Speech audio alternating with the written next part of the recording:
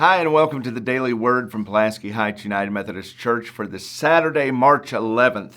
And our scripture lesson for today comes from John chapter 4, verses 1 through 6.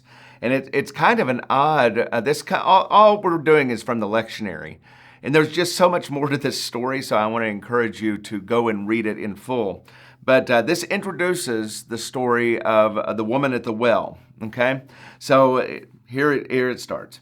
Now when Jesus learned that the Pharisees had heard, Jesus is making and baptizing more disciples than John.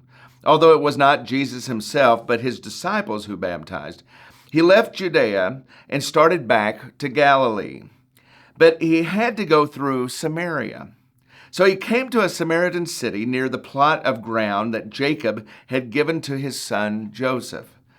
Jacob's well was there, and Jesus, tired out by his journey, it really does say tired out by his journey, was sitting by the well. It was about noon. And that's where the lectionary verses end. So one, remember who the Pharisees were. The Pharisees were the rule followers, the more self-righteous. And then think about, Jacob's well is a fascinating, if you get into the history of what is considered Jacob's well. It's mentioned not only in Jewish texts, but in Christian texts and in Muslim texts.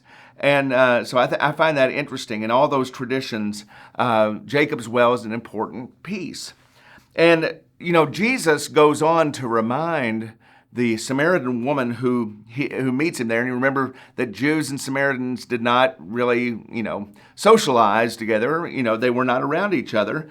And Jesus goes on to remind the woman at the well that living water for the spiritual emptiness in her life is available.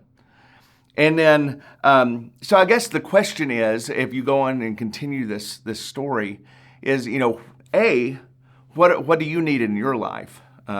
What spiritual emptiness may you have, and where are you getting filled with some kind of living water that Jesus promises?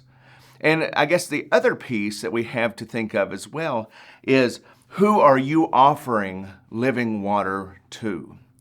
If we capture those two things, then we solve all the problems of the world, probably. So anyway, I hope you have a great day, and we'll see you tomorrow.